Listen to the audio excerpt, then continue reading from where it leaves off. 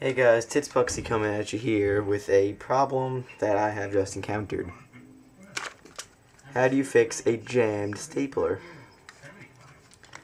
Now without 8 HP touchpads, this is going to be quite a challenge, but I'm gonna give it a shot. Let's start off with what everybody goes to first. The pen. Gotta wiggle it around a little bit.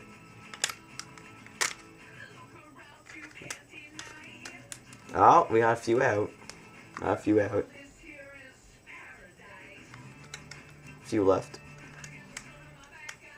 Okay, this video is gonna end too fast. Gotta jam it a little more. Okay. Okay, so we got a few more jammed in there now. I didn't realize how good I was at this. Ah, that's another few out.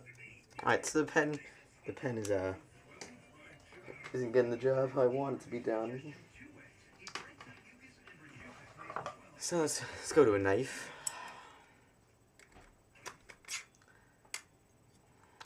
Ah, it works a lot better, see.